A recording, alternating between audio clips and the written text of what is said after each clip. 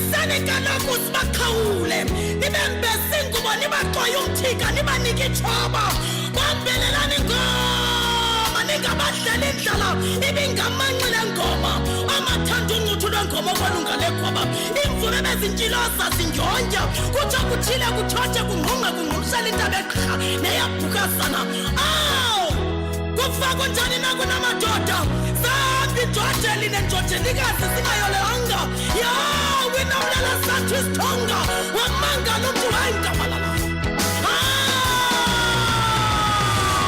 asiphelela shonke isifiso asiphelela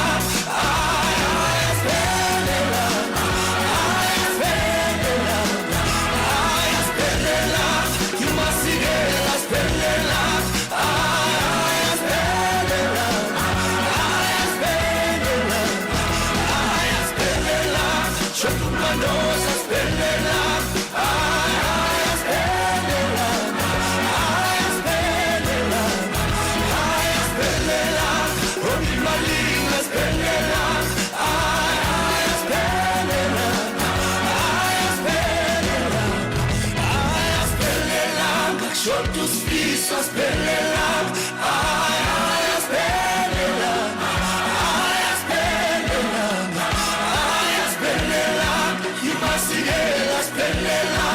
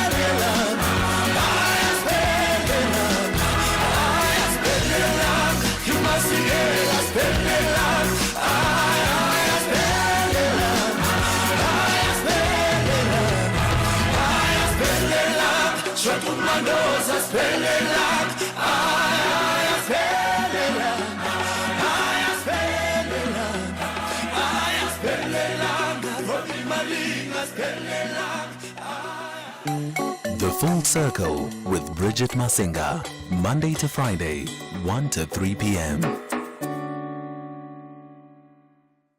It is Vusinova featuring the late Dr. Jessica coming through on this one as we pay tribute to the life that was of the poet, writer, and praise singer Jessica Mpangeni, having passed away just this past weekend. It was a weekend really of bad news when one thinks about it, right? We had the passing of Dr. Jessica Mpangeni, born and raised in Kamakwe, Eastern Cape, and she rose to prominence after participating on Soweto Gospel Choir in 2002. And then at some point she also pursued an acting career, and in 2013 she made her on-air screen feature debut in Zabalaza. She was no stranger to any show that I was a part of. In fact, she was on this show sometime towards the first quarter of the year, if memory serves correct, having worked and released a brand new project. And just this past weekend, getting the news and confirmation of her passing from her family. Of course, she wasn't the only one that, passed away this weekend. We also had the passing of renowned South African broadcaster Thabiso Sikwana, who also passed away. The Sikwana family confirming her passing as well. Born and raised in Sibasa, Limpopo, she was a seasoned and award-winning presenter who held a bachelor's degree in English as well as sociology from the University of Witwatersrand. And her earlier broadcasting career, actually, I don't know if it started off at the Voice of Soweto, but it was definitely the beginnings of the professional element of her being a broadcaster. Since then, she's worked for many prominent broadcast brands and corporations, the likes of ourselves here at SAFM, as well as YFM at some point, Kaya FM in the most recent years, and somewhere in between there, Power FM as well. She was a storyteller at heart, and she actually penned a children's book. At some point in her career, she found time to sit down and pen a children's book, and she had a passion for swimming and had a passion for getting the black community and the adult black communities in swimming pools and swimming, and took it one step further by actually establishing a swimming academy that was named after her in Rand Park Ridge. It's been, I think, just a bit of a heavy weekend for arts and culture. This weekend, a lot of losses in between, obviously also some of the wins and the victories that we've seen from the sporting fraternity. But we send our love and condolences to the families of Thabiso Sikwane and, of course, Jessica Mpangeni. And we have a little clip of the last time that Jessica was in studio, and perhaps we'll take a breath by playing that clip, and then we'll come back on the other side and we'll get into today's agenda. Ndibhodla nje kaloku madoda ndihluthibelela amagubevu. Ndibhodla nje kaloku ndikhule ngoku ndivumayo. Ndibhodla madoda, ndibhodla ndimdala kudideka ingwevu nengwevukazi. Zibindwe uxakaxa kutaka isixhaxha. Tsi! Zingce mlisela nonthinjana wezo lakwethu. Zingce. Greetings in the name of Africa, my beginning, Africa, my ending. Thank you ever so much for having me, Bridget. It's only but a pleasure. Right on the Africa Day. Right on the Africa Day. And thank you for that fabulous offering. Very significant day today, I think. But, Sis Jessica, when we reflect back on Africa Day, do you think that we still give it its place, especially as this young generation of Africans, this young generations of South Africans? Do we still honor the place of a day such as this? I have traveled the world and 7 seas. And I feel that we have really underestimating ourselves as the Africans in Africa, more especially always being young people. I was young at the time when they said young people are losing their culture, their values, their traditions, their inner being, their identity. And when I arrived in the North America, across the Caribbean, I found out that we are a source of inspiration.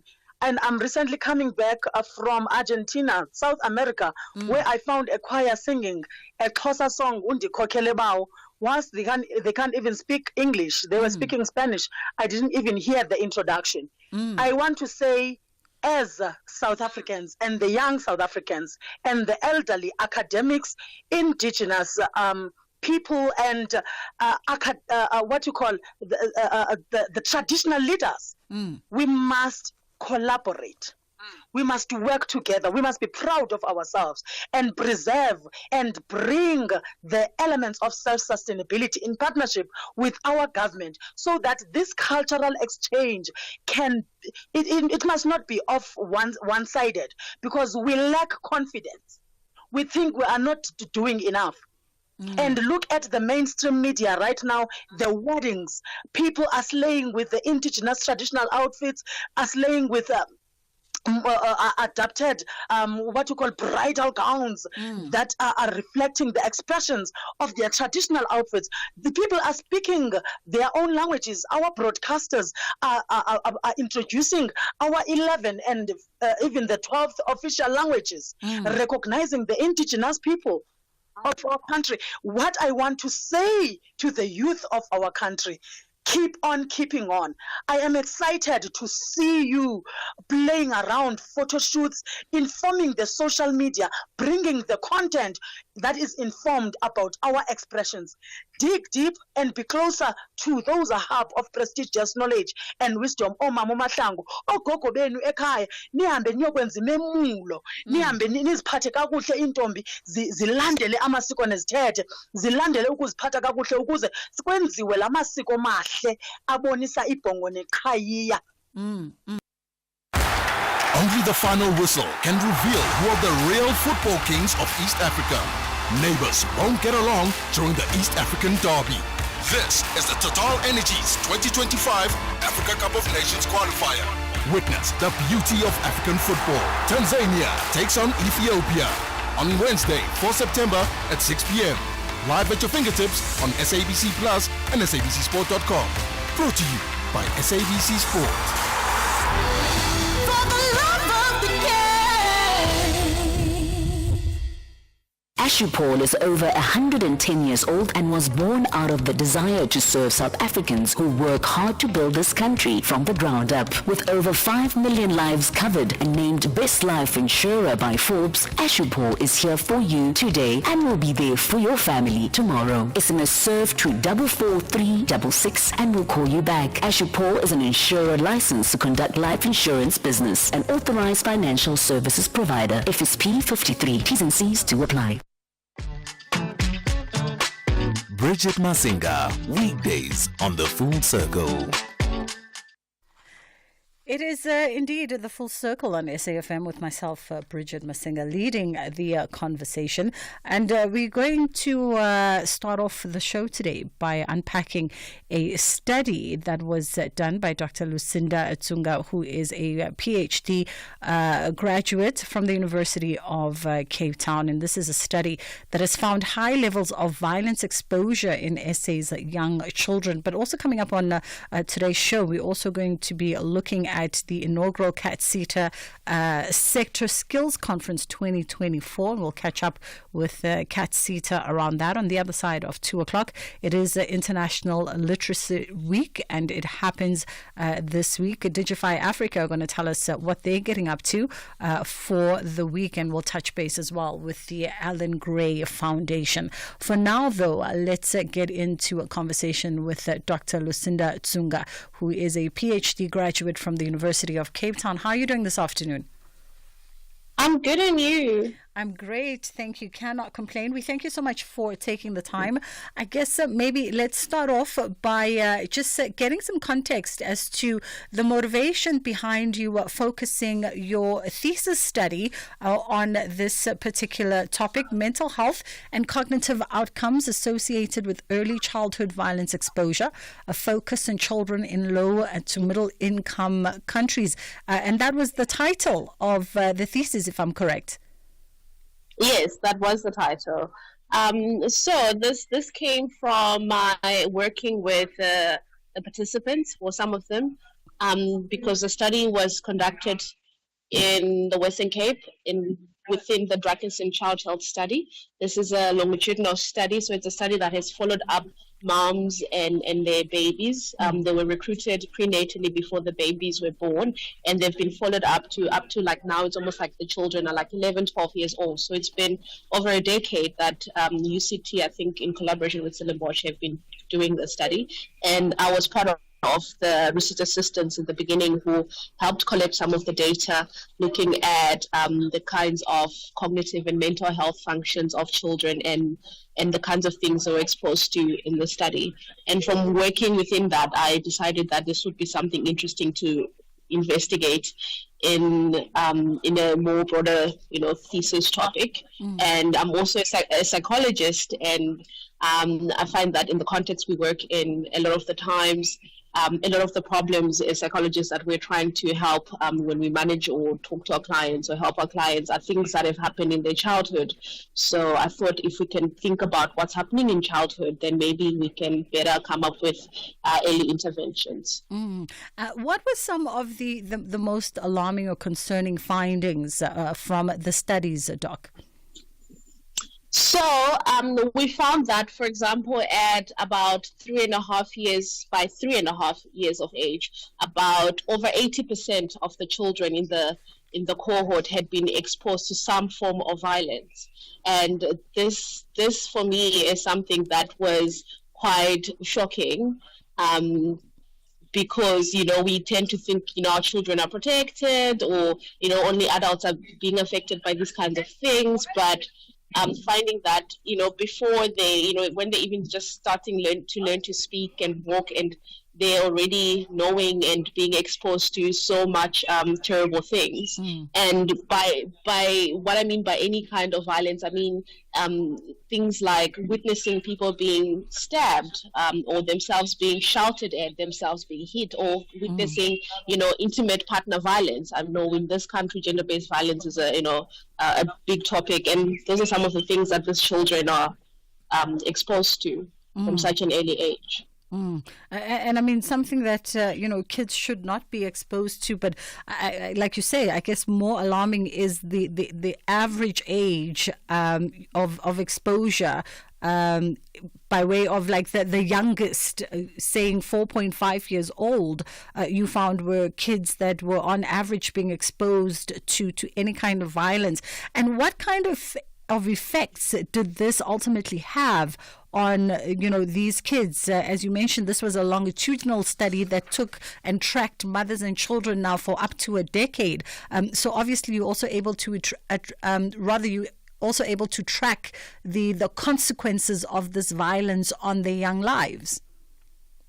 Yes. So for my thesis in particular, I looked at how, first of all, I looked at what kinds of violence they're exposed to and how many of them are exposed to those kinds of things. Then I looked at the preschool years, because like I said, again, I want to look at the focusing on early interventions. Like the idea is to then inform what kinds of interventions people can do. We are hoping to continue to track them.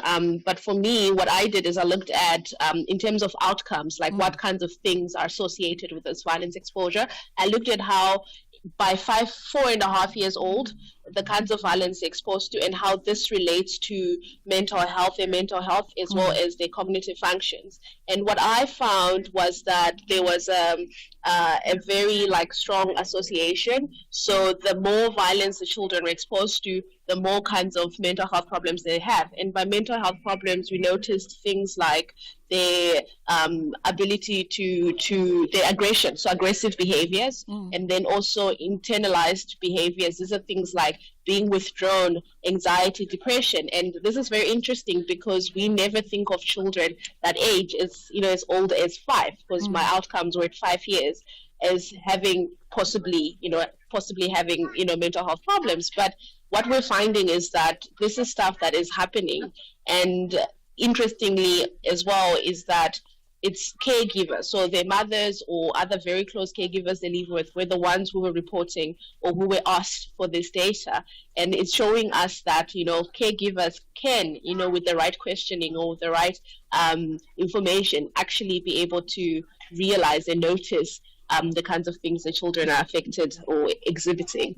And in terms of, sorry to cut you, cognitive functions, I just want to finish that one. With cognitive outcomes, we found that selective attention, for example, so this is the ability for children or any of us to focus when there are distractors around, to decide, this is the target I want to look at, I'm going to concentrate on that despite all these things in my environment. So those were things that were affected. You can think about, or that were associated with, the more they have violence, the lower they have this ability to selectively focus when there's distractors. So you can imagine what that does for children when they start school. We also found receptive language, receptive vocabulary. So this is the ability of children to understand words, the amount of words they have, that they know that when someone says that's a pot, they know that's a pot. When someone says, go outside and fetch this, they understand, they have those kinds of words in their vocabulary. We found that that's also, the more they're exposed to violence, the lower they have this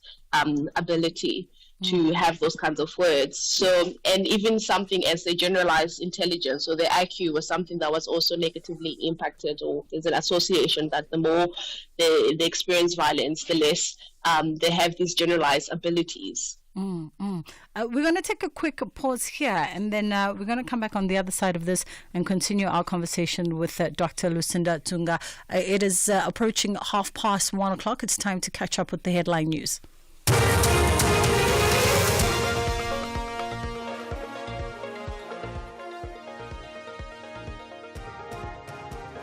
Thanks, Bridget, and good afternoon. In your headlines, Transnet has reported increased losses of up to 7 billion rand for the current year from 5.1 billion reported last year. Motorists will get more relief at the fuel pumps this month as the prices are set to decrease from Wednesday. And Sandparks estimates that close to 1 million plant species in the Richtersveld Transfrontier Park have been poached and illegally exported to Europe and the Far East. Details of these and other stories coming up at 2.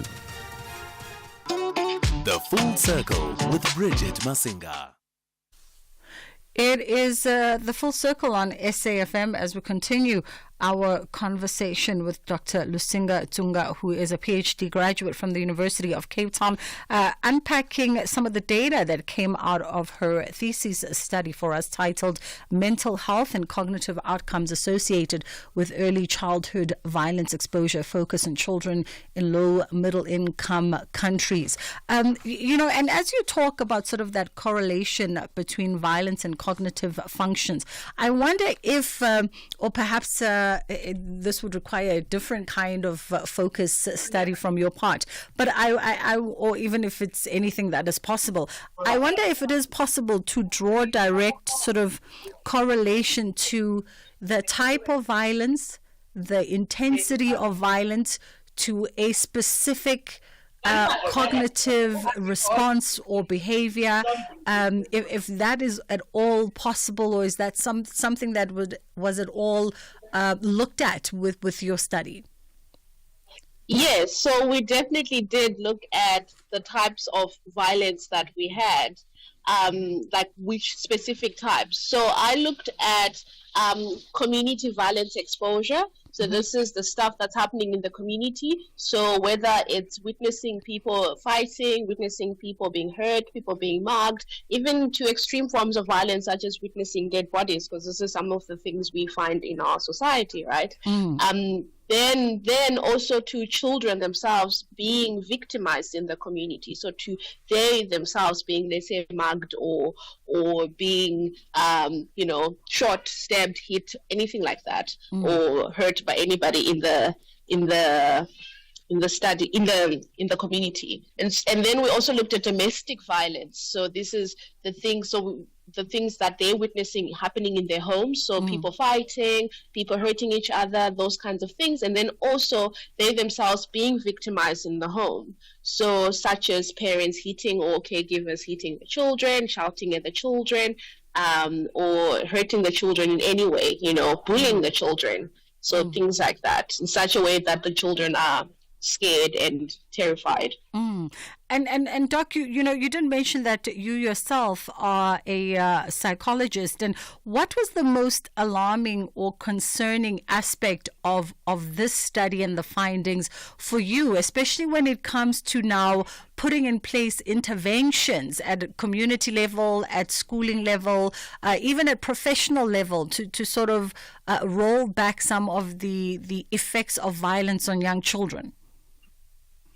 I think for me, the most, it was two things. It was surprising how honest the caregivers were, especially when I worked and was collecting this data, honest about these kinds of things, and especially their role in the kinds of ways they discipline their children.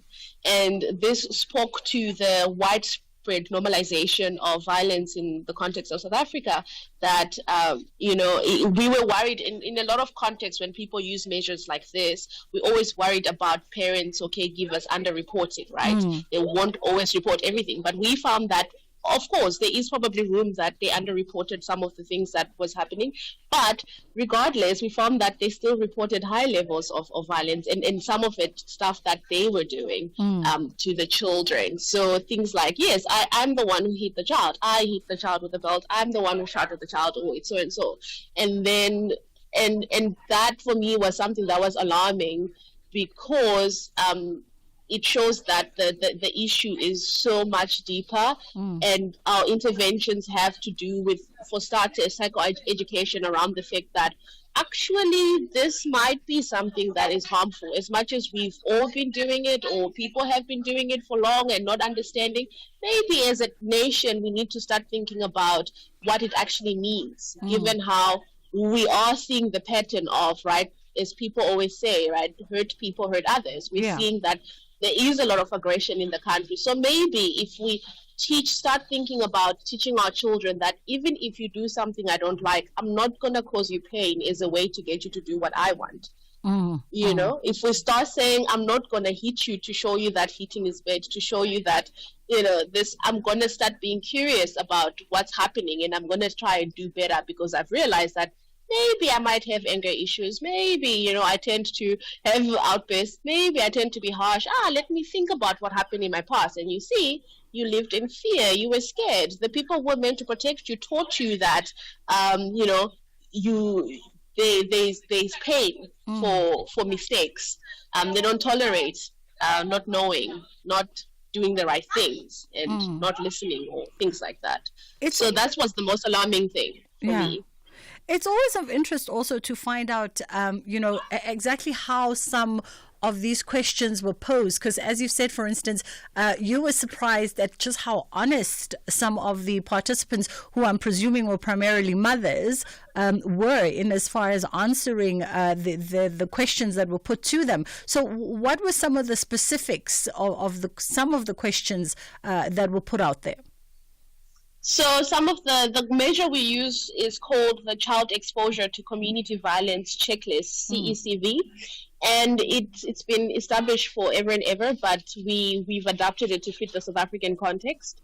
And some of the questions are something as simple as, has anyone ever used a stick, a belt, or hard item to hit this child? So and then we ask for them to say how often it's happened. Is it a few times, many times, or, something like that, or once?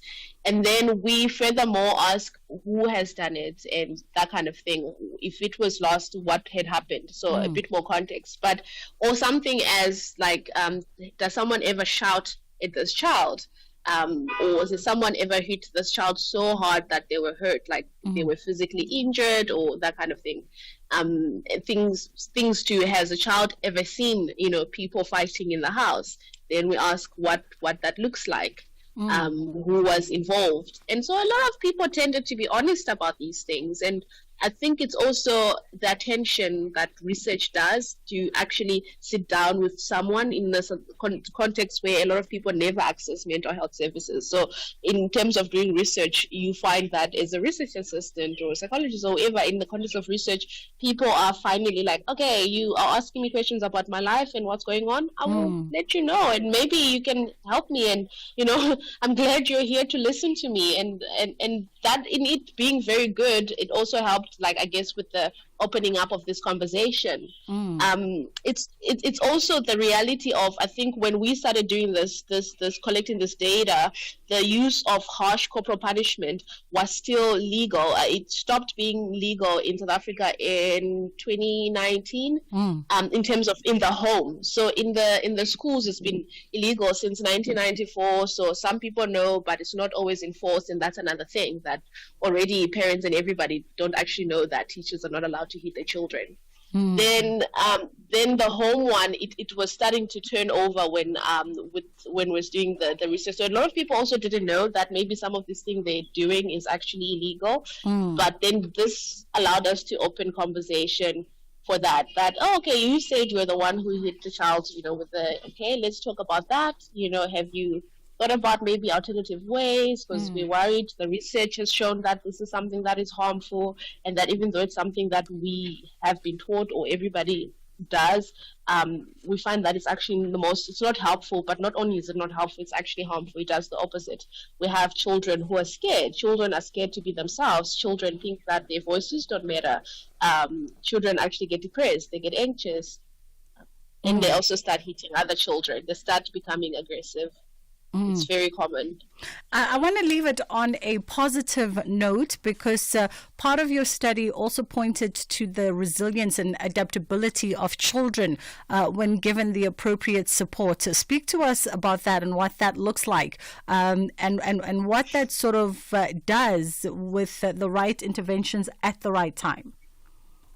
Yeah, so the literature on resilience has pointed to it not only being, or maybe not necessarily being, an intrinsic factor, because people always think you have this thing that makes you resilient. But we find that it's more external. It's who do you have in your corner when things are bad? What do you have in your corner when things are bad? So we find that, especially relationships, stuff around relationships. So let's say, right, in the situation where we are, where a lot of the issues that cause violence in the community are systemic, right? Are poverty or people not having education, people being unemployed. So we can't help those things right now. We have to, policies and all that to do that. But what happens is the child is seeing that outside is scary. They're hearing gunshots. They've seen someone being stabbed. They're scared to go outside. And then when they come out inside the home, who do they have? Is their caregiver kind? Is the caregiver giving them love? Or when they go to school, do they have a teacher who they can talk to? Do they have a friend? Do they have a team they play soccer with? Do they have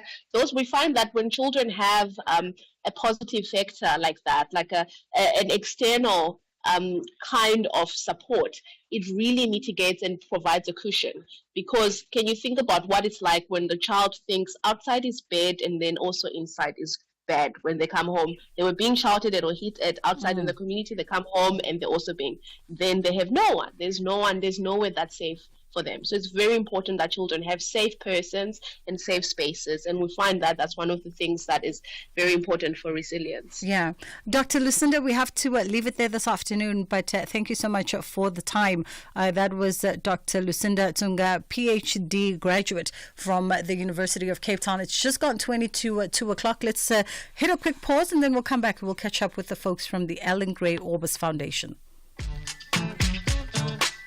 Bridget Masinga, weekdays on The Full Circle. The Mediterranean Knights are after the big prize, a win in the opener of the AFCON qualifier.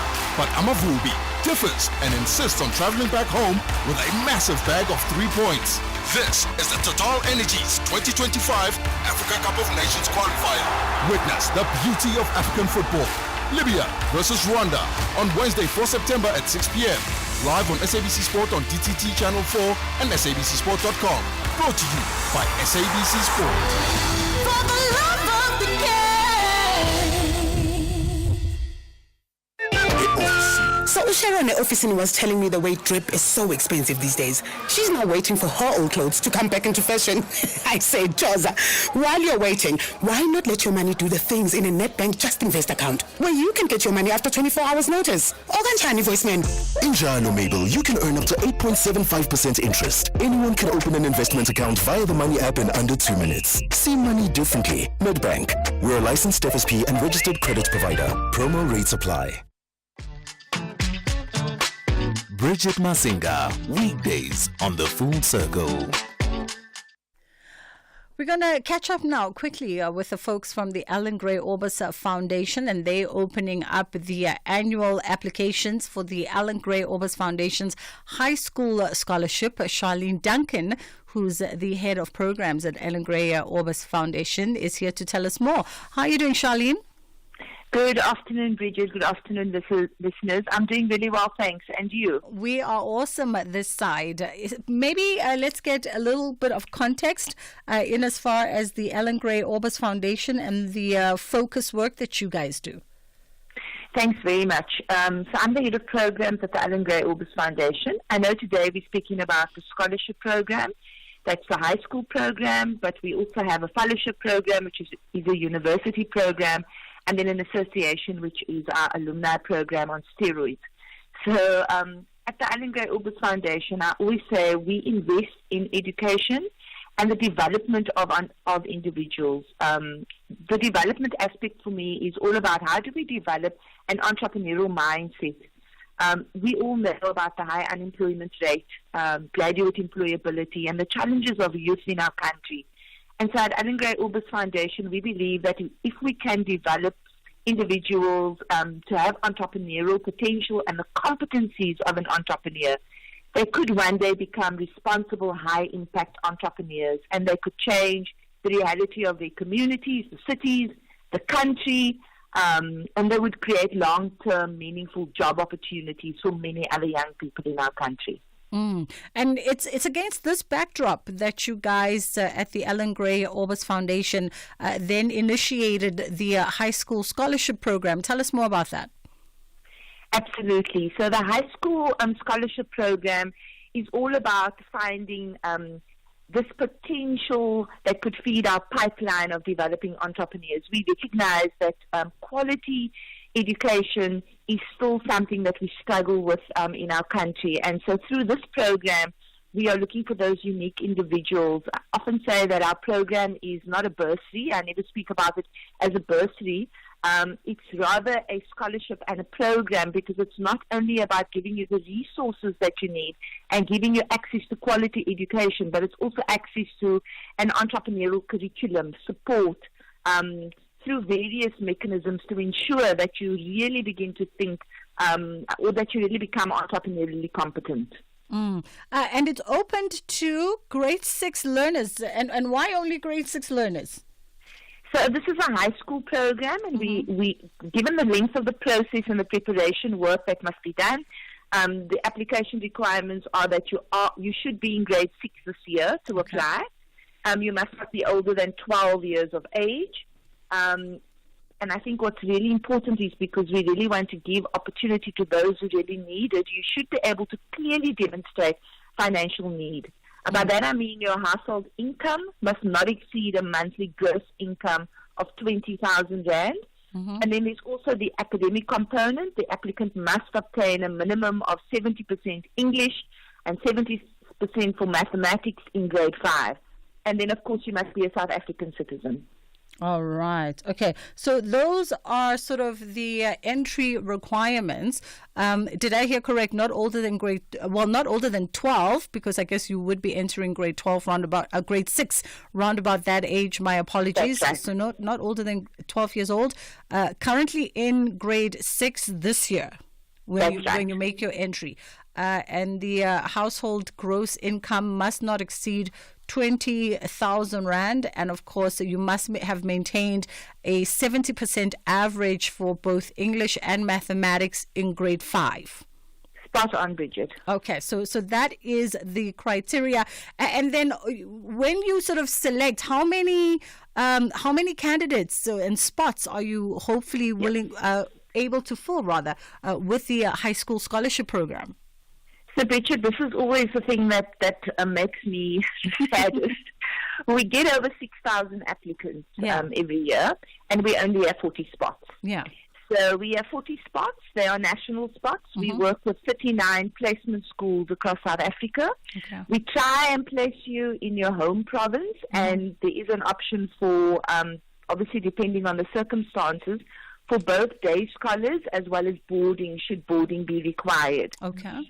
And the program is, when you think of a bursary program, we have all of those elements in terms of tuition, boarding, uniforms, stationery, textbooks. We even cover costs like toiletries, casual clothing. You get a monthly allowance, you support for extramurals, but over and above that, it's all the entrepreneurship development components. So we have various workshops, there are speaker series, seminars.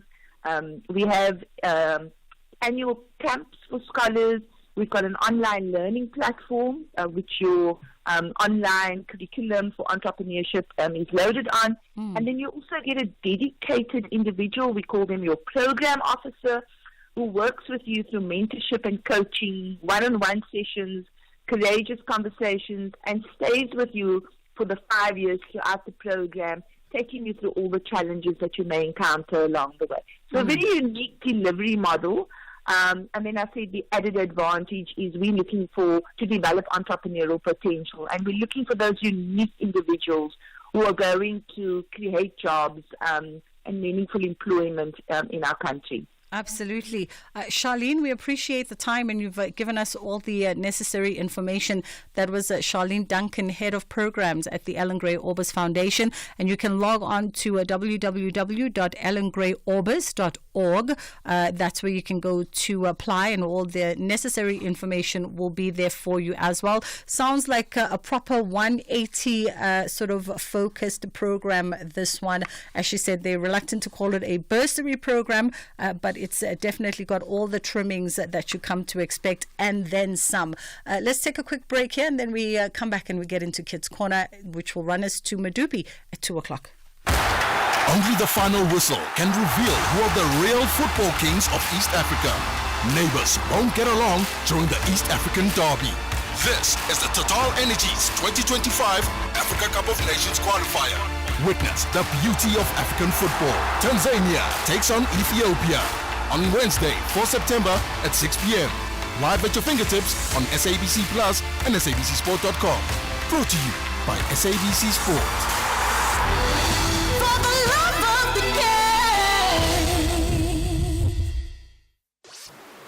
This program is brought to you by SABC Education, enriching minds, enriching lives.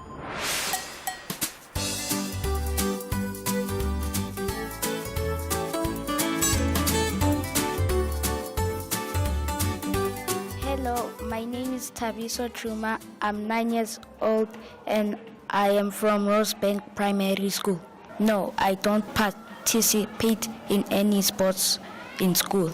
If I could be part of sports, I'll be in soccer because it's a fun game to play with your foot and to reach out with your friends. Sport helps your overall health by making you strong, exercise, and healthy. Thank you. Hello, my name is Ogushenkuna. I am 10 years old. No, I do not participate in any types of sports at school. I was not interested in any type of sports. If I was to be part of any sport, I would do cricket because I think it's a really fun sport to play. Playing cricket could benefit me by helping me improve with my overall health and helping me make new friends. Thank you. Hello, my name is Milan Tajur and I am in Rosebank Primary School. I am 10 years old. No, I am not part of any sports at school because I haven't really found anything that I'm passionate about at school. I really like to go golfing and I really like to do swimming. No, miss, it is not part of any of the codes and sports that they have at school. I like golfing and swimming because I feel like golfing will help you find your patience and it will help you reach your goals. And I also like swimming because it will help you keep your mind set and it will help you get your athlete body. I feel like golfing would help me with my mental health and my mental mind.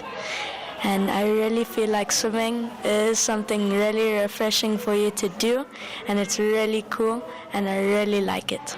Thank you. Hello, my name is Nathaniel Elambonia, and I'm 10 years old. I'm not part of any sport at school because I'm not really interested in any sports. To keep active, I usually run and drink water and do normal activities. If I was to be part of any sport at school, I would be part of soccer. The reason I'm not joining soccer at school is because I don't have the time to join, because I need to focus on my studies. Soccer would help me with my vocabulary, accuracy, and solving puzzles. Thank you. Hello, my name is Khulakhana Ntlapo. I am 10 years old and I am a learner at Rosebank Primary School. No, I do not participate in any sports at school. The reason why I don't participate in any sports at school is because that I always leave early after school. I really like swimming. I think swimming could help your health because you always exercise in the water. Thank you. Hello, my name is Ukanya Njotine and I'm 11 years old and I'm in Rosebank Primary School. I am not part of any sports in my school. The reason why I'm not part of any sports in my school is because I have a lot of homework to do at home and I don't feel like being part of any sport with other people. I would rather say athletics, swimming, or ultimate frisbee. That's something I would like to be part of, one of those three. The reason why it's because ultimate frisbee, it's fun and there's lots of excitement, and athletics is when I get to meet other people from other school, and swimming is when I get to boost my energy in the water. I don't think it's right to not be a part of any other activities in our school. I don't actually want to plan to change anything. I just want to be at home. Thank you. Hi, my name is Oro Okami Kwena Ite and I am 11 years old and I am a learner at Rosebank Primary School. Yes, I am a part of a sport at school. The sport is called soccer and I really enjoy it because it's very fun and I enjoy playing with other kids and showing them my skills and defending them as like defenders in soccer. What made me choose soccer was because I realized how fun it was when I started playing it. And when I started playing it, I was like 7 years old. So it was really fun for me. That's why I enjoyed it. Playing soccer benefits me by being fit and exercising all the time. So when you take laps around the field, it helps me get faster on the pitch. So that's why I enjoy playing soccer. Thank you. Hello, my name is Kuma Molekwa. I'm in grade 6. I'm in Rosebank Primary School and I'm 11 years old. I am part of many sports in school. I can't even think of one that I can say right here. But the sports I play at school is I play cricket, I do swimming, I play soccer, I do athletics, I do cross country and hockey sometimes. How I balance is maybe one day I'll skip the sport and then the next day I'll go back to that sport. So let's say one day I'm doing cricket, the next day I'll do soccer, and then the next day I'll do swimming, and then the next day I'll do athletics. I love sports because of I'm a very active person. So with sports, it makes me happy to play sports. Being part of all these extramural activity helps me with teamwork,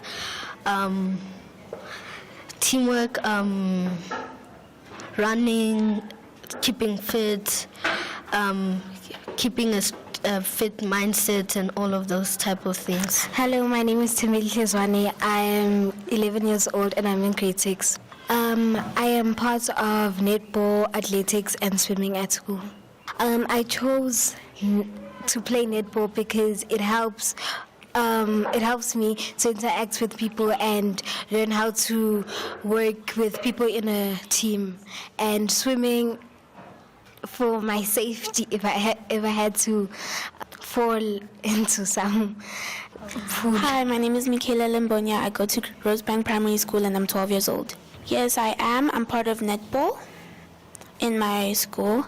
I chose netball because I find it very interesting and I think it helps me work with my social skills, my teamwork skills, and generally helps me improve my stamina. Hi, my name is Onalerona Peris Chauke.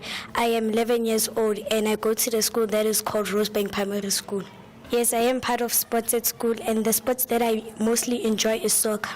Playing soccer as a girl is a fun thing because it helps you to train and don't be that much shy when people start training you up and you can win trophies like boys do. Hello, my name is Jonathan. It's important to be in sports at school because of it helps with your health and overall strength. I'm planning to join swimming because of it helps increases the strength around your arms and legs, and I think it's a very fun sport to do. Thank you.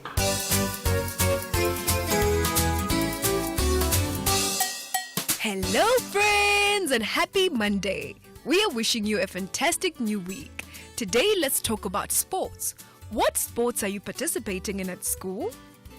Getting involved in sports is a wonderful way to enjoy yourself and meet new friends. Being part of a team allows you to collaborate with others, teaching you the importance of teamwork and support. Whether it's soccer, basketball, or any other activity, being on a team can create a sense of belonging and make you feel part of something truly special. Engaging in sports is also fantastic for your health. When you run, jump, and stay active, your body becomes stronger and you maintain your fitness. Regular exercise is important for keeping your heart healthy and your muscles in shape. Plus, playing sports consistently boosts your energy levels and enhances your overall well-being. Another amazing aspect of sports is the valuable life skills they impart. For instance, you learn to set goals, work diligently to reach them, and handle both victories and defeats with grace. These skills are beneficial not just in sports, but also in school and throughout life. Sports instill discipline, as regular practice is key to improvement. Ultimately, joining sports at school can be one of the best choices you make. It promotes health, fosters friendships, and teaches important lessons that will last a lifetime. So if you haven't tried out for a team yet, go for it. You might find a new passion and have a blast while doing it. This program was brought to you by SABC Education. Enriching minds, enriching lives.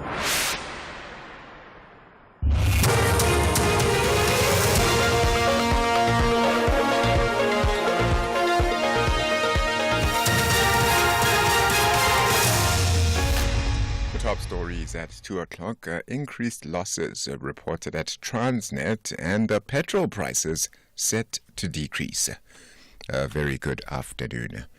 Transnet has reported increased losses of up to 7 billion rand for the current year from 5.1 billion reported last year. The state-owned freight rail and port company says its losses were exacerbated by litigation costs, including a 4.8 billion rand total and Sasol third-party claim. It followed a court ruling around overcharging in Transnet's pipelines business.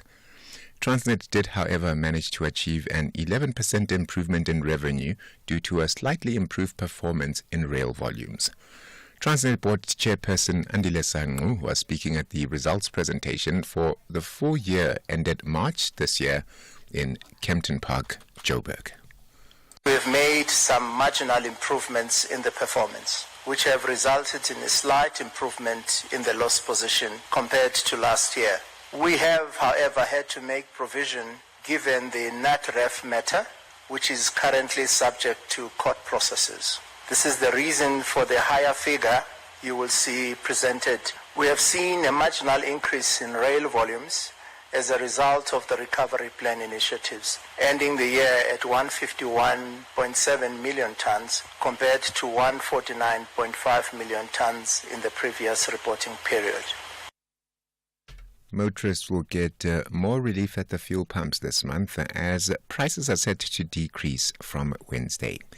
Minerals and Petroleum Resources has announced a fuel price decrease for the fourth consecutive month.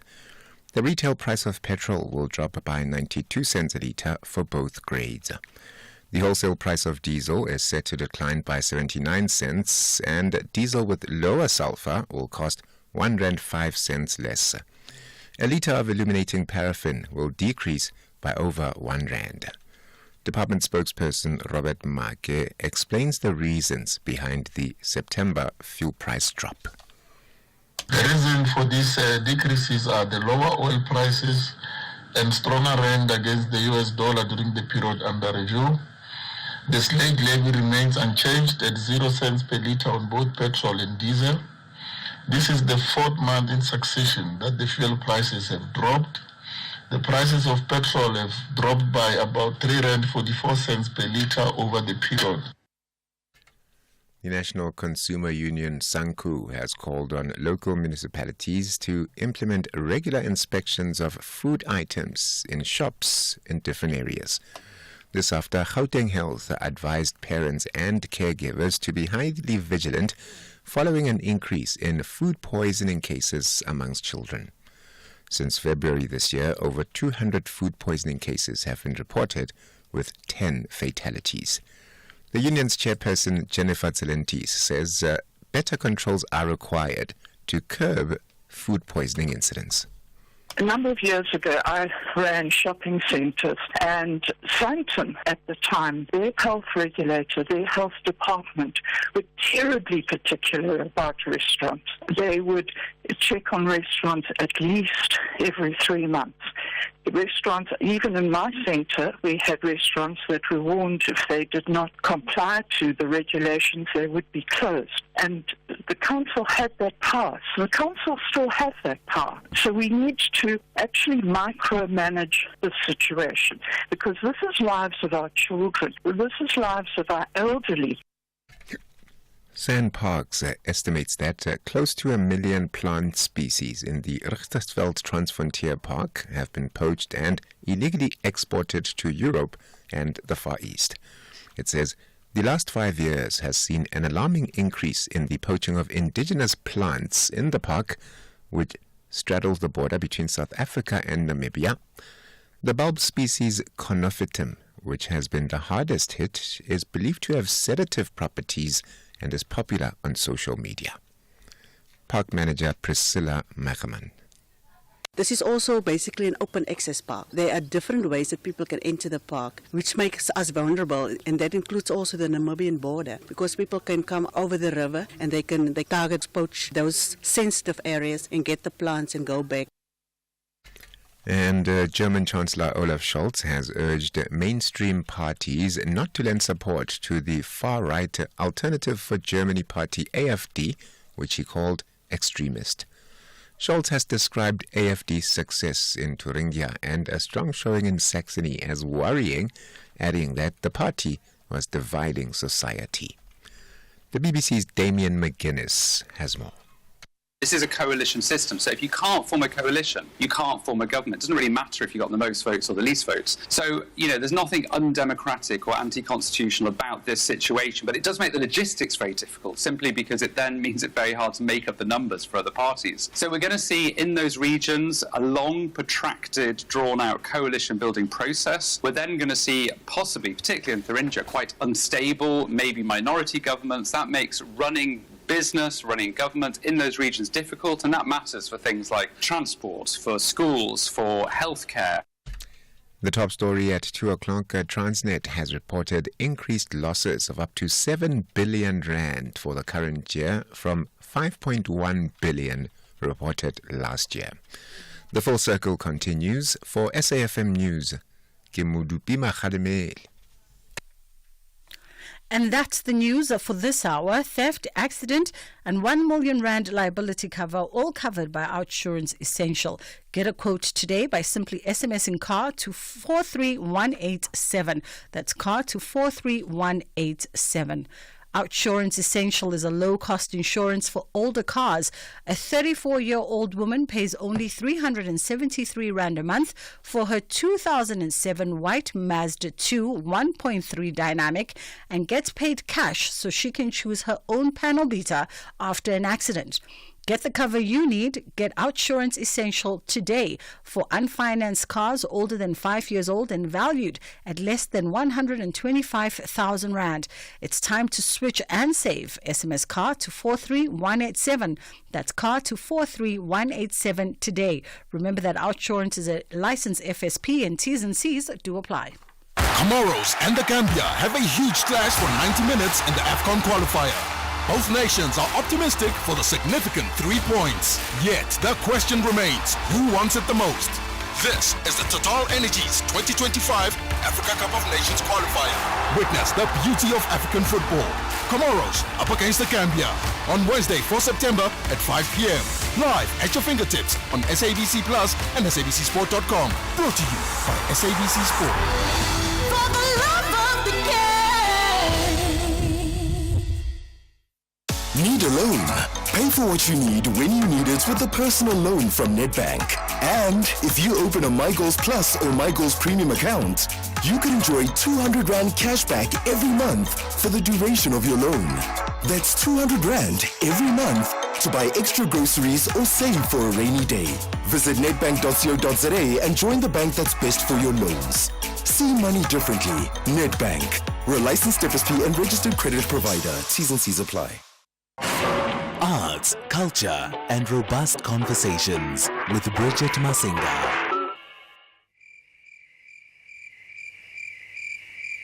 Friday night and I'm all alone.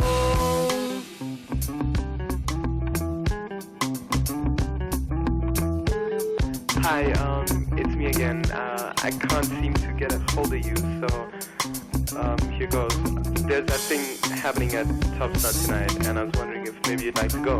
So please let me know, give me a call, or leave a message, whatever.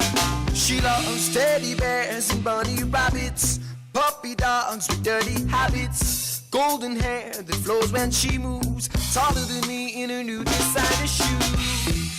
That's okay, we're not in the car. I've been thinking about scoring after midnight driving. You're the one I'm adoring after midnight driving.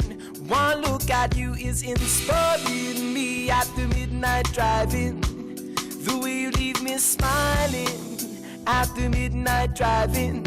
I've been thinking about scoring after midnight driving. You're the one I'm adoring after midnight driving. One look at you is inspiring me after midnight driving. The way you leave me smiling, you know you do. You know you do.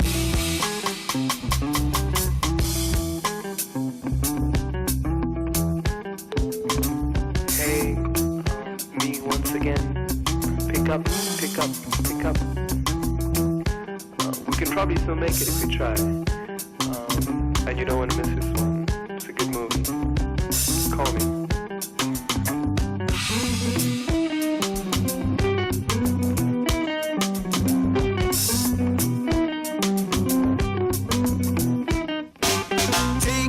Daddy's girl to the movies tonight. Stars are out, the temperature's right. Hold my hand, it's okay if you scream. Always better on the bigger movie screen.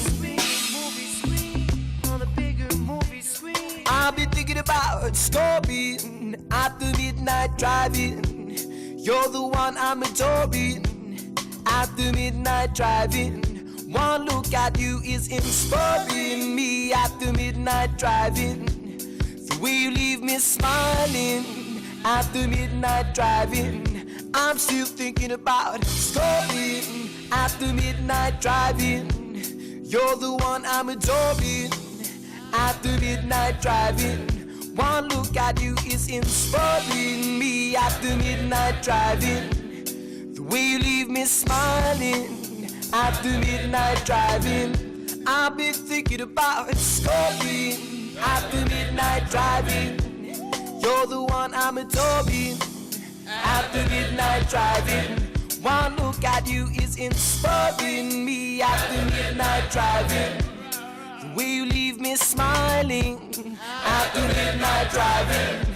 I'm still thinking about stopping at the midnight drive-in. You're the one I'm adoring at the midnight drive-in. One look at you is inspiring me at the midnight drive-in.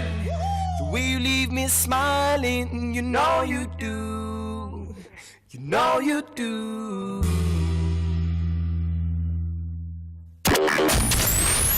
Here, there, and everywhere. SAFM 105.2 FM in East London. The Full Circle with Bridget Masinga. All right, as we get into the second hour of the show, we're catching up with Gavin Wheel, who's Digify Africa's CEO and founder. We're marking National Book Week, and of course, we know that there's a need to foster and nurture literacy in the country, with a particular emphasis on multilingual education amongst children from a young age. That has never been more pressing than it is now, and we thought we'd invite Digify into the conversation. How are you doing, Gavin?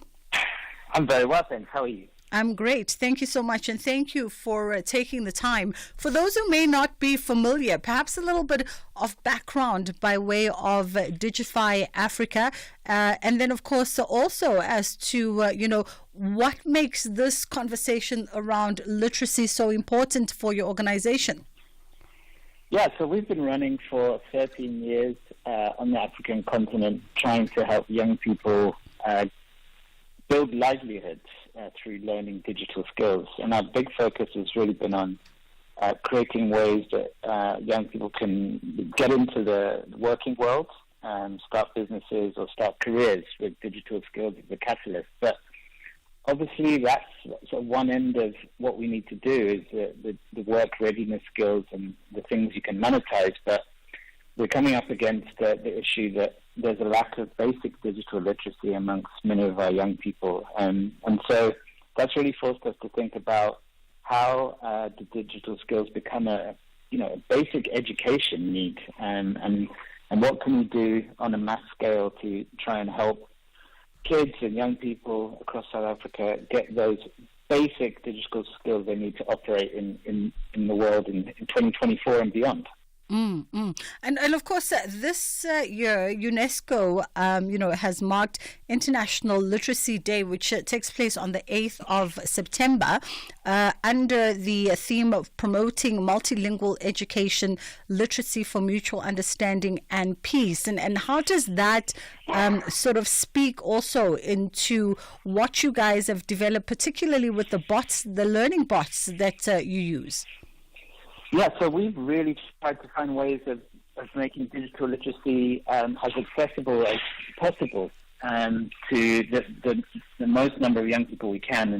And part of the challenge there is the access to technology, devices, phones, and data for many of our young people. And so we have tried to make some of the courses we run around digital literacy available via WhatsApp. So we've essentially taken our content, we've converted it into a chatbot which works in WhatsApp. And so essentially learners can just start chatting on WhatsApp, which many have on their phones and know how to use already. And we found it's a really great way to get this kind of education out to people at a really high scale. And by way of the specific features and technologies that your Digibots are all using and how effective those tools are for promoting literacy? Yeah, so it's very simple. I mean, like I say, you just add the contacts on WhatsApp and you start chatting, and what we've built is a system that then delivers you content, so courses and quizzes in a sort of question and answer format.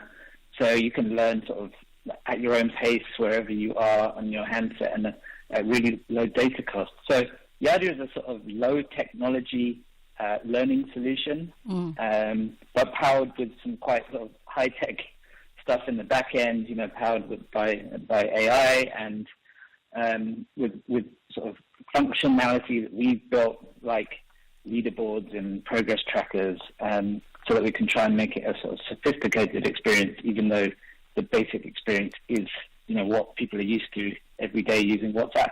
I mean, I've always just assumed, and I've spoken to, various sort of members of your team for a multitude of programs at Digify, and I've always just assumed that because you have tentacles that are really all over the continent and not just concentrated in South Africa, that a lot of the sort of resource that you put out there is already resource that comes in a variety of languages that resonate with the different regions that you speak on or that you work in.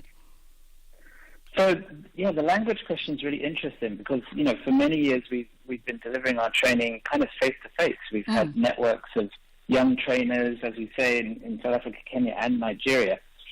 And it's almost easier there because we're sourcing and training people from communities, and so even if the content is kind of structured in English, they can deliver it in other languages face to face. So now we're facing this challenge of, we're doing it on WhatsApp. How do we sort of meet that need for different languages, especially in South Africa? So that's something we're working on. We're not there yet, and we want to try and sort of create versions of our chatbot where it can be automatically translated. Again, this is where artificial intelligence, should play a role, and being able to integrate that to do language translation and handle different languages, so you can land on the bot and choose whichever language you want. That's what we're hoping to launch in the next 6 months. And Gavin, let's talk about the importance of collaboration in these spaces, especially in ensuring that digital literacy programs specifically are fully offered to communities, communities that are far more remote and rural, for instance. What does that collaboration look like from sort of the programs and the campaigns that you've embarked on? So there's many stakeholders from, the funders who support us, like Meta Platforms, formerly known as Facebook, and the Michael and Susan Dell Foundation and others that we're working with, through to the government. I mean, we've been working with the Department of Basic Education for our Kitso bot, which is aimed at educators and teachers.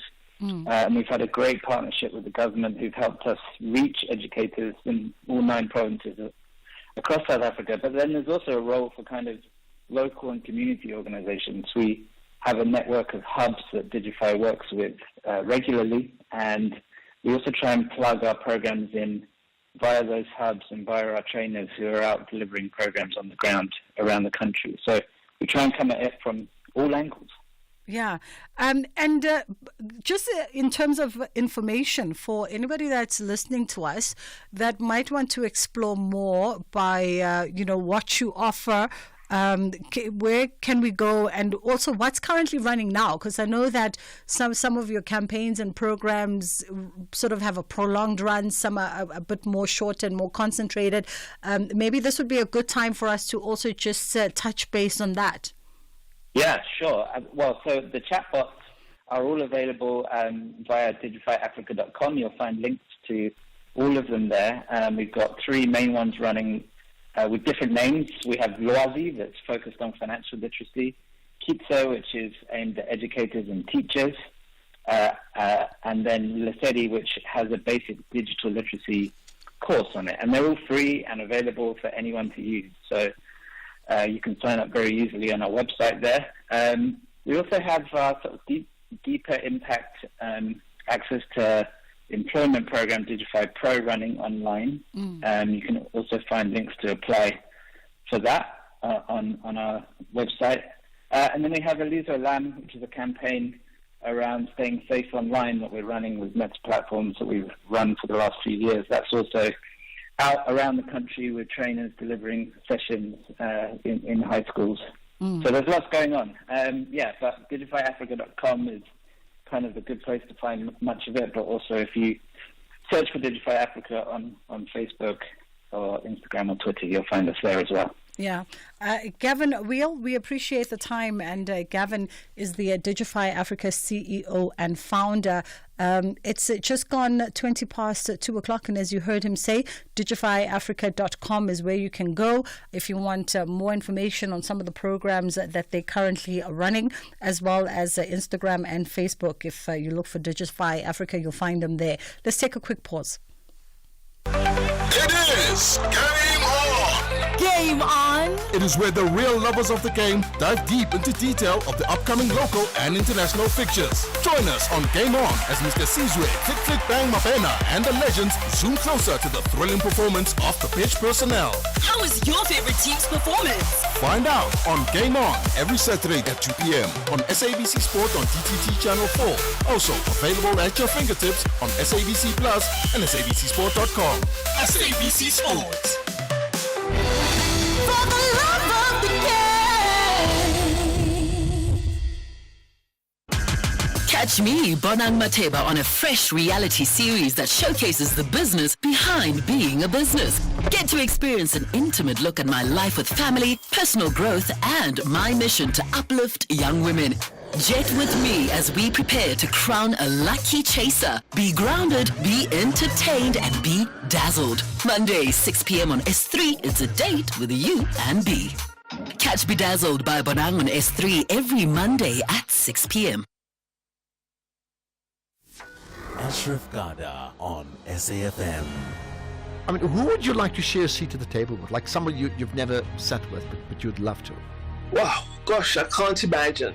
Probably the president of Nigeria, because I'd love to really ask, what's wrong with South Africa and Nigeria, and how can we get it right? Yeah, that's a good point. Yeah, as someone who does lots of public speaking myself, emceeing, program directing, I'm always drawn to people who are so articulate, and you've always been that. I mean, how have you developed that presence? Really, I think it's just that I've had so many opportunities, but secondly, I prepare. I don't just speak. I'm pretty fussy about what I'm going to say in public. How would Naledi Pandor like to be remembered? That I sought to serve our country and our people, and I never blemished the name of my family. Naledi Pandor. The National Pulse with Ashraf Garda. Weekdays, 3 to 6 p.m. The Full Circle with Bridget Masinga. That conversation with Dr. Naledi Pandor was last week. There was just so much going on by way of our schedule in the tail end of last week. I can't remember if it was on Wednesday or on Friday, whichever the day was when the lift was not working. And Dr. Naledi Pandor, I mean, the lift was not working for the last couple of days, including today. And she flew in from Cape Town to come and sit in conversation with Ashraf Garda.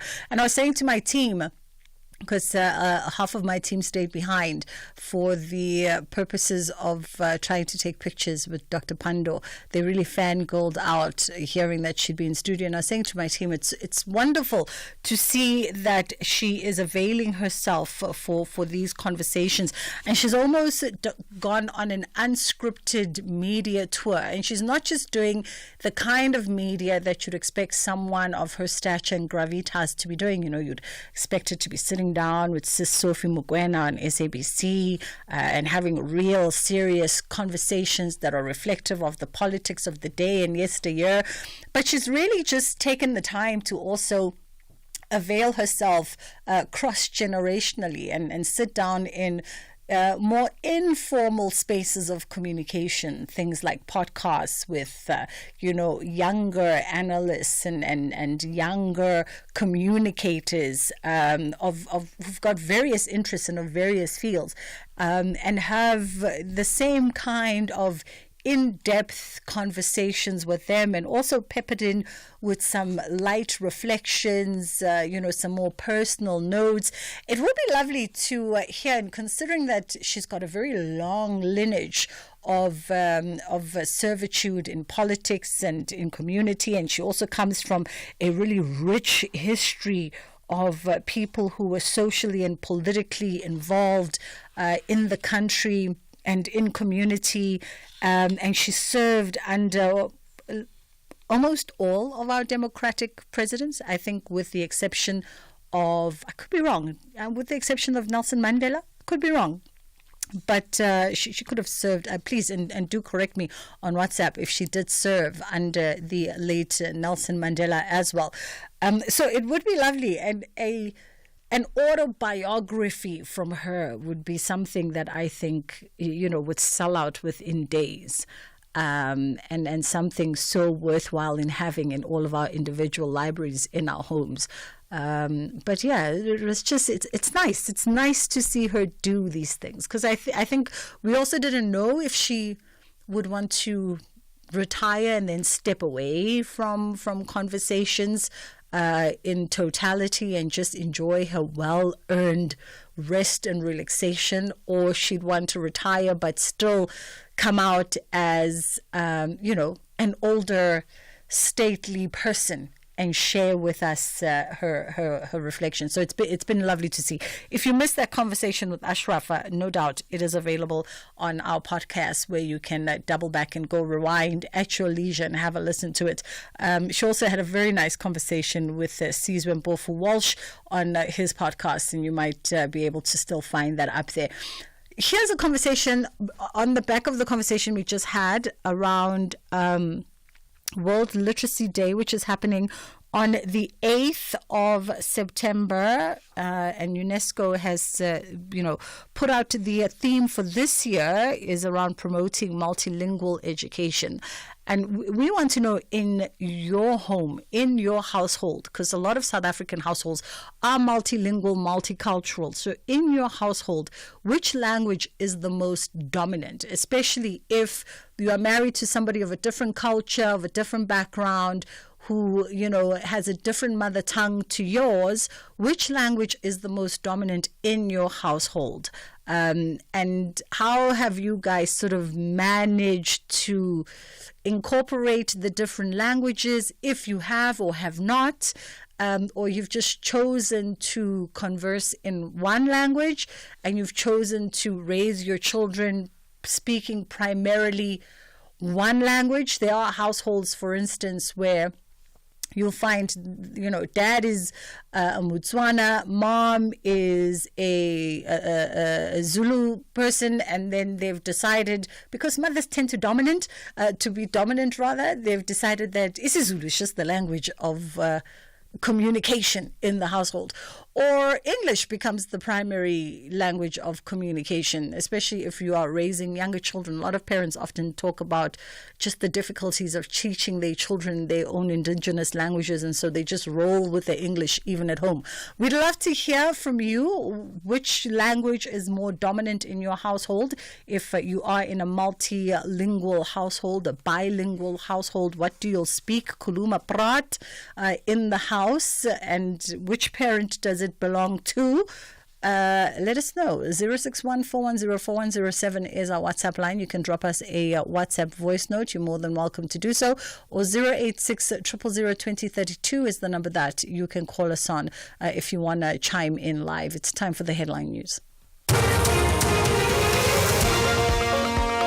Bridget. And with the news headlines, good afternoon. Transnet has reported increased losses of up to 7 billion rand for the current year from 5.1 billion reported last year. An ANC councillor in the Maruleng municipality in Hoedspruit, Limpopo has been shot and wounded by unknown attackers. And the Colony Magistrates Court in the Northwest has postponed a case against more than 40 suspected illegal immigrants to Monday and Wednesday next week. Details of these and other stories coming up 3 o'clock. Here, there, and everywhere. SAFM 105.6 FM in Mthatha. Top Sport on SAFM. UWC's head coach Tina Songembuli, who is also the first female coach to qualify for the Women's Champions League, joins me on the line this evening. I think now we are on day 5 or day 4 after winning. The sooner we get over the honeymoon phase, the better. How much people appreciate this win for you guys? It means a lot, man. I think it shows that I'm not sure if it shows that they appreciate what you've done, or they didn't expect that we could do it, or maybe after losing the first game and everybody thought that I won't do it, and then went on to win it in penalties in the final. But yeah, it was nice. Also in Cape Town, we had a nice welcome. Top Sport on SAFM. Bridget Masinga, weekdays on the Full Circle. I mean, at this rate, I'll have nothing to write about in my memoirs because they're forever making me share everything live on air. 061-410-4107 is our WhatsApp line, and 086-000-2032 is the number that you can call us on. And we're asking, in your household, are you guys multilingual? Do you all speak 2-3 different languages? And which of those languages is the most dominant? Perhaps you married outside of your culture, you married someone else from a different tribe who speaks a completely different language, and in the household you guys use one language, and which one of those languages is the more dominant one? We'd love to hear from you. I mean, come on. So they wanted me to share a story. I don't know. The only thing I will say is, in my grown years, so I don't have kids, and you'll know that I don't have kids as yet, but in my grown years being in relationships, so when I was married, and my ex-husband is a Mosotho man, but in the household we spoke English because obviously I am Tsonga/Zulu, and I knew not a single word of Sesotho. So we spoke English in the household. But when his siblings and his family would come and visit, or we'd go visit, then they'd converse in Sesotho, of course. So I picked up a few words here and there. So they would converse primarily in Sesotho and then chime in with 1 or 2 words of English, just so I could track the conversation without having to stop them every 2 seconds and go, what are you saying?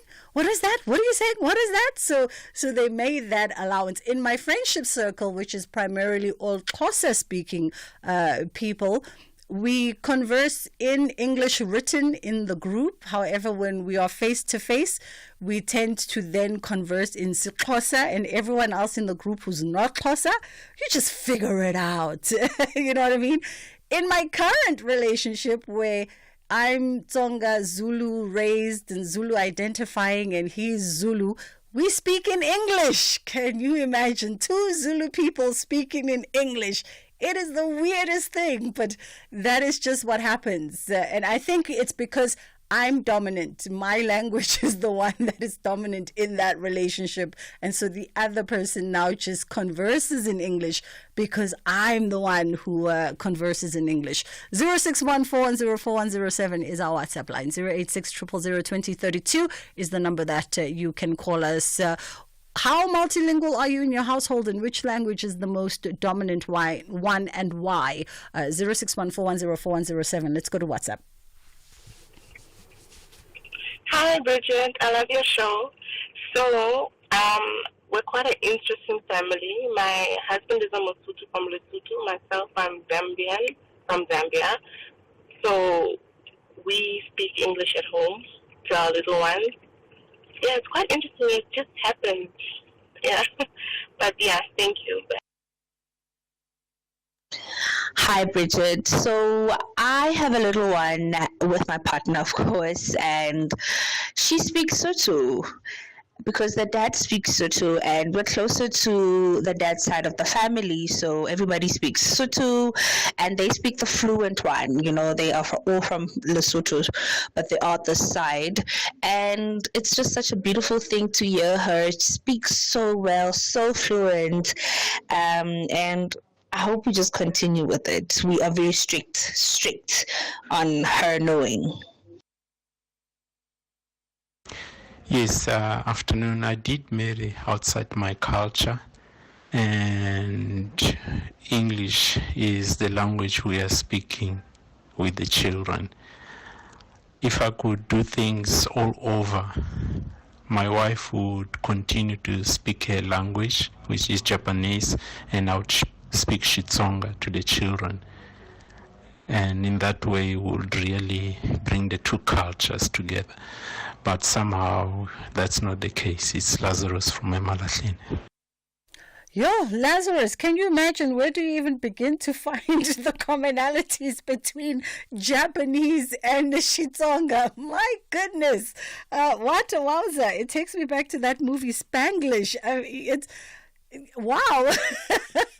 But I mean, listen, you would have the most interesting kid, right? And depending how old your child is, it's never too late, Lazarus, to start, building the sort of the muscle in those two languages. Because wouldn't your kid be the most interesting child ever? And you based in Malahleni, which means as well that you can kind of catch a little bit of Siswati there as well. You can catch, I'm sure you can catch something else that's interesting, maybe a little bit Siperi or something that's also interesting there. Jesus, your kid would be speaking all kinds of fabulous languages. We have another one. Is it Modieri in Cape Town? I'm Sotho speaking and married to a Zulu man. The dominant language is English, not by choice. It just worked out that way. Both my kids were late talkers and seemed confused by us trying to speak to them in our different mother tongues. And while they were exposed to English all day at daycare, they would not respond to us unless we spoke to them in English. A lot of parents struggle with that. They really do. I often say, I don't have kids, but I've had the benefit of listening to a lot of professionals speak on this conversation in previous years. And a lot of them advise parents to just take it easy, keep conversing in your language, keep talking in your language at home, and because it's being built, the vocabulary is being built, and now it's just a confidence thing for your children to be able to start confidently responding in the language when prompted. And I don't know how you build that confidence for them to start responding. But you definitely don't want them to not speak the languages, you know what I mean, or not be confident in speaking the languages. We've got Jay in Nelspruit who says, hey, Sister Bridge, I'm Tsonga, but we all speak Siswati. My little sister speaks English and Setswana. Mind you, your sister Jay, where does she get the Setswana from? I'm presuming you're all in Nelspruit, unless your sister decided to come this side and then pick up Setswana, or maybe Setswana by osmosis of who she was dating. And then it happens. 061404104107 is our WhatsApp line. Let's go to WhatsApp. Okay, afternoon. Hi, Bridget. Sorry, man. Like I said, I'm Shubedi Paul Modise, Rockland, Bloemfontein. I'm a Sotho and my wife is a Tswana, and we took our son into the white classes, and we always speak in English. We talk English all the time. Shubedu Paul Modise here actually now I'm at work at Tempe Military Base, Bloemfontein. Hello, Ms. Bridget. I was born in 1975, a year before 76, when South Africa was burning, basically. And my parents are both Afrikaans speakers, but we were raised, my brother and I were raised speaking English.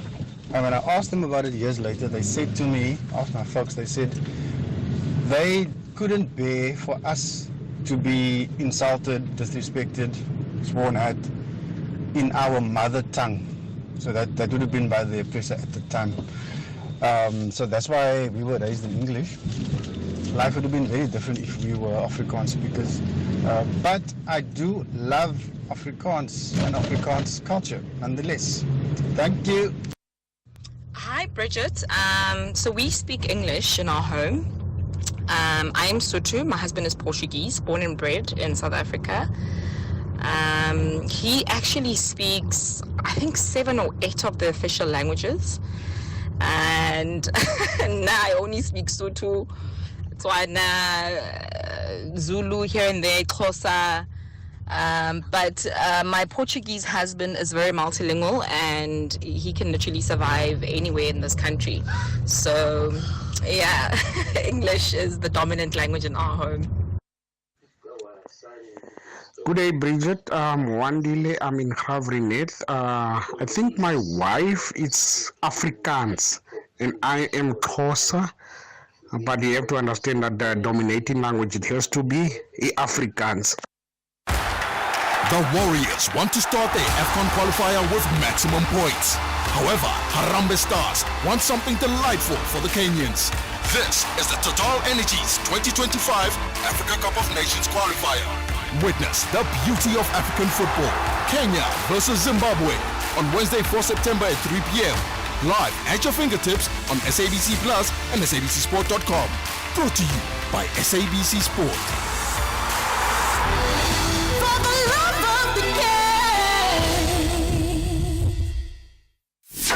Ashraf Garda on SAFM.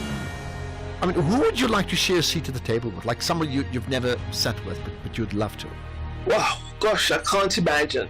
Probably the president of Nigeria, because I'd love to really ask, what's wrong with South Africa and Nigeria, and how can we get it right? Yeah, that's a good point. Yeah, as someone who does lots of public speaking myself, emceeing, program directing, I'm always drawn to people who are so articulate, and you've always been that. I mean, how have you developed that presence? Really, I think it's just that I've had so many opportunities, but secondly, I prepare. I don't just speak. I'm pretty fussy about what I'm going to say in public. How would Naledi Pandor like to be remembered? That I sought to serve our country and our people, and I never blemished the name of my family. Naledi Pandor. The National Pulse with Ashraf Garda. Weekdays, 3 to 6 p.m. Bridget Masinga. Weekdays on the Full Circle. We are preparing to wrap up our bonding moment, 0614104107 on WhatsApp, as we look forward, of course, to the International Literacy Day happening on the 8th of September. We thought we'd throw a bone out there and find out from you what is the most dominant language in your home, especially if you are in a multilingual household, which a lot of South Africans are.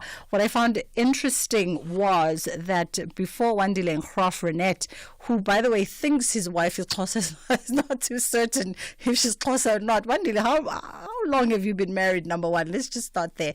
And her Xhosa is obviously the most dominant in the equation. But before that, the lady who sent a message saying that her Portuguese husband is more fluent in most languages and she dabbles in a few. But the few you counted, we counted at least 4 or 5. So you are doing better than most people, including myself. And remember that language also, it's a tongue thing. Some people just, I think, pick up languages easier than most people. I did a little bit of Portuguese because my family have their roots in Mozambique on my paternal side, and I did a little bit of Portuguese a couple of years ago.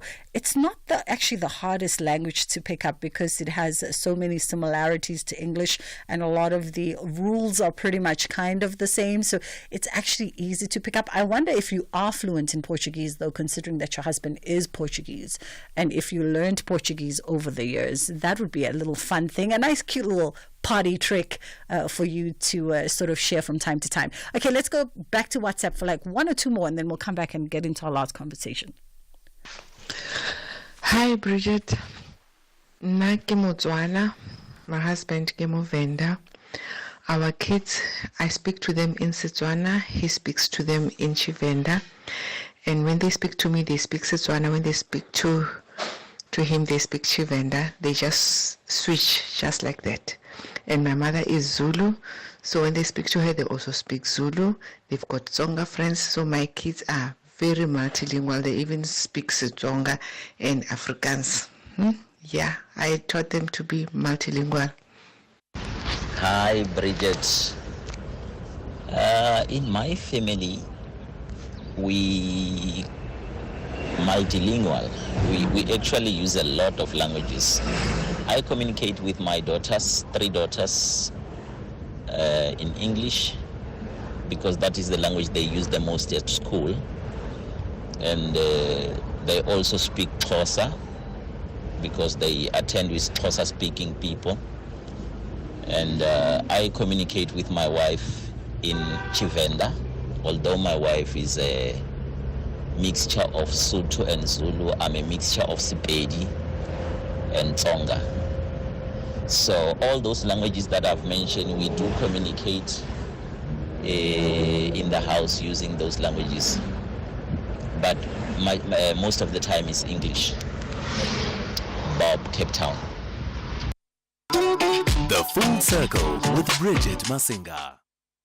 We are wrapping up the show with our last conversation. Thank you so much for sharing with us those interesting dynamics from your households. Mark Tibela joins me now, who's the Chief Executive Officer at the Culture, Art, Tourism, Hospitality and Sports Sector Education and Training Authority, the CAT-SETA. And they've announced an exciting inaugural CAT-SETA Skills Conference. And he's here to share the details of that. How are you doing, Marks? I am fine, thanks, Bridget, and good afternoon to you and your listeners. Thank you for taking the time, and very excited about this. A little focus on the culture, art, tourism, hospitality and sports sector. You have announced the inaugural CAT-SETA Skills Conference. Tell us more about the conference and the need for such a conference. Thank you very much for this opportunity. By way of background, as a SETA, we are one of the 21 sector education and training authorities that are established in terms of the Skills Development Act of 1998 as amended. And we operate within 6 subsectors, namely we have arts, culture and heritage, we have conservation, we have gaming and lotteries, we have hospitality, we have sports, recreation and fitness, we have tourism and travel services. So as a SETA, we took a decision looking at our mandate being to facilitate skills development to now look at the challenges that are facing the country, being poverty, unemployment and inequality. We have a high rate of youth unemployment in the country currently. And we asked ourselves a question, what can we do within our mandate to contribute towards really addressing these challenges? Hence, now we took a decision to bring in our stakeholders from the 6 subsectors to really sit and identify interventions that really can work for us to really respond positively to the challenges. And we are looking at really forging relationships and establish partnerships with our sector, which largely comprises employers from both private and public institutions. We also have the training providers from public and private institutions. And we hope, indeed, we have really put together a list of all the key stakeholders to come to this conference, which will be taking place tomorrow, the 3rd and the 4th of September in Boksburg. And we'll also have those that are connecting online to ensure that we don't leave anyone out. You know, and even community structures have been invited to be part of this engagement. So as I indicated, that we are looking at the issue of youth unemployment. So our focus as a SETA is to really establish relationships and see if out of the programs or learning interventions that we are mandated to deliver skills development through, which is through learnerships, through internships, work-integrated learning, work-based placements for those graduates that require that, providing bursaries to those who are employed so that they can really now advance their careers within their jobs, unemployed, and mainly we are focusing on the future skills. When we talk about funding the unemployed, we can't just fund those who are funded and complete and stay at home. So we look at future skills. We also have that responsibility of developing the sector skills plan. Within these 6 subsectors, we get to the sector and ask for their needs, and they submit what we call the workplace skills plans every year. By end of April, then we analyze those skills and even conduct research studies to determine what are the skills needed within this sector. And we also coordinate the development of qualifications that are relevant to the sector, working with employers. So this is the area that also is key for the discussion that we are going to have, because we want to deal with the issue of the skills mismatch. The industry is lamenting that the skills produced by higher educational institutions and SETAs are not responding to their needs. Then we are saying, come on board as industry and tell us, because we are busy reviewing the qualifications. And this is a process that we call a transitional phase, where we are moving from the post-2009, we call them legacy qualifications, to occupation-based qualifications, whereby the industry will now indicate to us how should these qualifications be structured, what do they need to see in these qualifications. Then we take the process to the Quality Council for Trades and Occupations, and from there it will go to the South African Qualifications Authority now for these qualifications to be registered, so that going forward we can have relevant qualifications. And we believe with these initiatives we will definitely, at a particular scale that I may not quantify, contribute towards addressing this issue that we are facing. Yeah. And let me just mention one point. One of also the other important areas on the partnerships is the issue of absorption, whereby we are calling upon the partners to say, come on board, let's partner. If, say, we fund stipends for internships for the unemployed graduates, guarantee us how many of them you will absorb at the end of the program, so that even if we have employed 2, 3, 4, that makes a difference, similar to the learnerships. Yeah. We want to see that initiative. Thank you. Yeah. And I think, Marx, that also speaks to, the sustainability, because I was going to ask what sustainable measures is the contract, or rather the conference, going to be in discussion over, when it comes to job opportunities where young unemployed graduates can really find longevity and sustainability. Yes, as I indicated, that what we are looking at now is to focus on future skills. To say, for those that require funding, what can we do to fund them to acquire skills that will definitely be in demand in the next 10 years?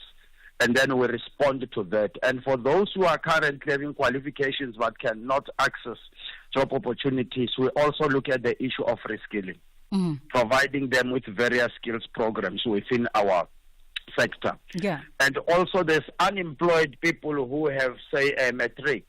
We bring them into a learnership program which has the theoretical and the practical component. And if we partner with an employer, we say, okay, you will also offer them the workplace experience. But post that, guarantee us that a certain number will definitely be absorbed, so that we can encourage these learners to participate in these programs. And it's a win-win, because, we both commit financially to ensure that these programs are a success. Yeah. And would that be speaking to the high impact projects that you sort of also have in place and that you're aiming to focus on with all the various subsectors? Yes. This is part of the high impact projects that we are talking about under each subsector. As I've talked about issue of employment. So we talk about employability to say you put people into a program, you must guarantee some form of employment. Then we also look at projects that will be focusing on changing the curriculum that is currently there, which is a challenge. Yeah. And we also look at the issue of digital skills that are a need for the country. And also looking at, how do we sustain these programs? We don't want to employ these young people for a year, then thereafter they are back on the streets. So we don't believe that really will be a solution to the country. And as I indicated, the issue of redirecting their skills also to really ensure that, they possess skills that the industry is looking for. So those are the focus areas, and we are excited that indeed this conference will really assist us to strengthen the relationships with our partners and even form new partnerships that can take the country forward. Just by way of the last point, a lot of folks have said we all talk shopped out now from conferences and workshops and gatherings and all the rest. How do we ensure, though, that whatever is spoken about and whatever is identified for, maximization, acceleration, and a bit more of a focus sort of direction from this conference, how do we make sure that momentum continues in the time between the inaugural conference and, of course, the next one that will come in 2025? So thank you for that question. Let me just give a direct examples. Just 2 weeks ago, on the 13th of August, we launched an exciting partnership with McDonald's South Africa, who will be opening a number of stores countrywide. We have put a group of unemployed youth into a program, a learnership program of there are about 1,400. And in this program, we have guaranteed, through McDonald's commitment, that 80% of those who complete the program will be placed in McDonald's stores. And we are currently now talking to other cities as well to come in so that we are looking at a sector integrated high impact program. So there's 3 cities that already are talking to McDonald's to also look at benefiting from this kind of a program. And we are not only looking at employing these learners. The other part that we are discussing with McDonald's now is to say, look, you have a facility there, high level facility in terms of training. They're called Hamburger. Let's see how we can bring in public TVET colleges to learn from you and also, upgrade their facilities so that they can offer this kind of training. There's also the issue of the supply development, which we are saying, McDonald's, can we look at this and see if, your ingredients and all that, you can't use local suppliers or the SMMs to supply you. So those are some of the initiatives that in this kind of project we are going to look at. So this is just one of those that we have started with, and we are also looking at others because we have also launched another one where we are training 50 entrepreneurs that, we hope post this program, we are investigating the possibility of how we can come up with some startups for those who are new entrants into this program, and those who have been in the program but struggling to go up, they've been emerging for years. We're going to really find a way of incubation programs, working with the Small Enterprise Development Agency and so forth, other government institutions, to ensure that really there is empowerment that can be sustainable. Sounds fantastic. Max Tibela, thank you so much for the time. That was the Chief Executive Officer at CATSEAT, and that conference is happening, kicking off tomorrow for 2 days, tomorrow and the 4th of September in Boksburg. That is how we wrap up our show from our end today. Ashraf Gara is standing by to take over. Should we sneak in one last WhatsApp or not? One last WhatsApp. It's just a feel-good note talking about multilingual dynamics in the household. But for myself and my team, we'll see you tomorrow, and thank you so much for choosing to be a part of our conversations. Inshallah, God willing, we do it again. Bridget, this is Daniel Joshua Challen. I'm from a Tamil family speaking Tamil. But when my grandmom and dad was around, we used to speak Tamil at times. But our children all used to speak English. My mom, dad, and my granny used to speak English as well. And the interesting thing is when we don't want them to understand, our children understand what we are talking, we talk in our mother tongue. And a very interesting thing happened when my mom and dad knew Telugu, another Indian language, and my brother was young, about 1 or 2 years old, and couldn't give children bananas at that time in the evening. She said for indigestion. She'll ask my dad, "Auntie Panti Kawala?" And my dad says yes, and he would get a banana and he'd eat the banana. And as my brother grew up a little longer, he had these words. And the moment one day my mom asked my dad, "Auntie Panti Kawala?" And the little blighter says, "Mommy, I need one banana too." So he knew that action, the words and the actions, and he caught up what it meant. Thank you and God bless you. Catch the Tastemaster Junior this Tuesday evening at 7 on SABC2. It's Elimination Week and the bottom 6 must bake their ultimate cookie and milkshake pairing. It's a match made in heaven, but will they perfect their flavor combinations under pressure? Take part in the weekly viewers competition and stand a chance of winning a classic stand mixer to the value of 10,000 Rand. That's the Tastemaster Junior this Tuesday evening at 7. Repeat Wednesdays at 1 and Sundays at 4 p.m. Only on SABC2.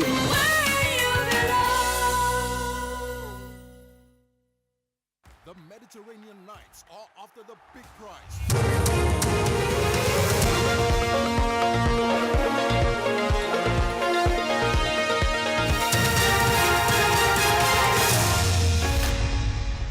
The top stories at 3 o'clock. Steenhuisen confident in SA-China relations and Transnet records billions in losses. A very good afternoon. Agriculture Minister John Steenhuisen has expressed confidence in the relations between South Africa and China. President Cyril Ramaphosa is on a state visit to China and has met with his counterpart Xi Jinping. The two leaders have signed agreements that will increase trade between the two nations. Speaking to our news desk in China, Steenhuisen, who is part of a government delegation there, says their visit to Beijing will yield positive results for South Africa. We've got 3 great signings today that are going to be game changers for the South African agricultural sector and already start to bear fruit. Market